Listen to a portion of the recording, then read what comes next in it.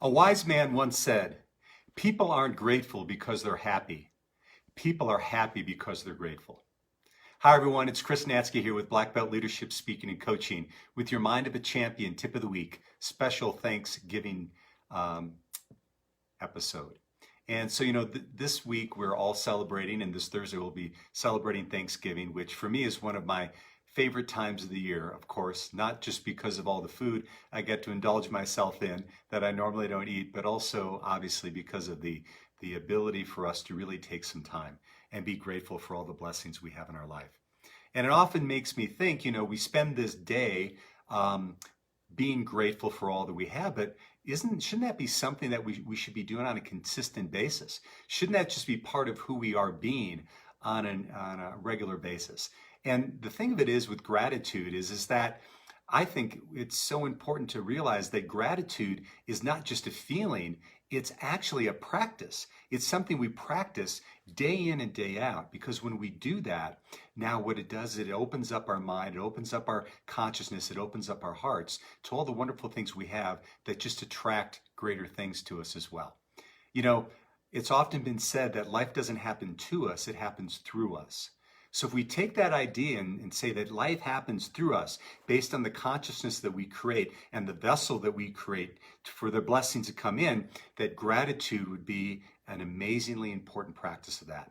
So that's what I want to focus on today. And I want to share with you 3 ideas for how we can really concentrate on gratitude in our lives to make it a standard practice so that we can have the blessings and be aware of the blessings that we always have. So number 1 is this. Say thank you consciously. Say thank you consciously. Now, what do I mean by that? Many times we're out and about, and I do this myself. I'm at a store, I see someone, and I say, "Oh, thanks." And it's almost like something that just rolls off my tongue automatically. But play this game sometime. Maybe when you're checking out at the grocery store and you see your checker who's just got done scanning everything for you, and they give you your total and you're ready to leave, and you look at their name tag and you identify them, you say, "Thanks, Mary, I really appreciate it." And you make eye contact with her and you call her by name and you consciously thank her for the service she provided. You can notice right away when you do that with people just how they light up and how they appreciate that. The same thing, of course, with our loved ones and our friends, our kids. When they do something well, thank them for that. Just recognize that and do it consciously. Number 2, and this is probably the most challenging for me, is to be grateful for the good and the bad. Be grateful for both the good and the bad. Now, what do I mean by that? Many times, we look at all the things we're grateful for in our life and we see all the good things that have happened. But quite honestly, I think, and it's been my experience anyway, that when I look retrospectively at some of the things that happened in my life that at the time were bad, they became some amazing blessings that I wasn't even aware of at the time. One of the most devastating and painful times in my life was going through a divorce. And I looked at that initially as a really bad time in my life.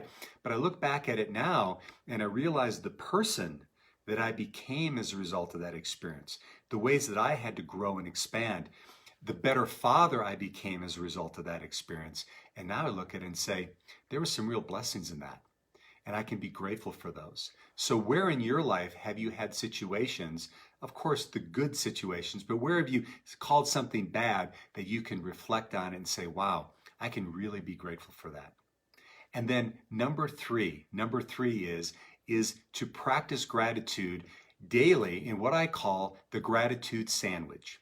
The gratitude sandwich. Now, what do I mean by that? Well, one thing I know for sure is the 2 times of the day that I have the most control of is first thing in the morning and then right before I go to bed. Those are the 2 times that I have the most control of my day, because as my day goes on and the telephone rings and then I get emails, whatever, and I'm responding, I can't always control all of my time. I guess I always can, but it's more difficult. But first thing in the morning and right before I go to bed, I have the most control. And that's where I love to practice gratitude. So first thing in the morning when I do my daily meditation and my prayer, I have a list of things and very arbitrary things that I say I'm grateful for. And what it does is it begins to raise the energy that's going on inside of me. And so then after I'm done with that, I walk into my day already on that kind of a gratitude high, if you will.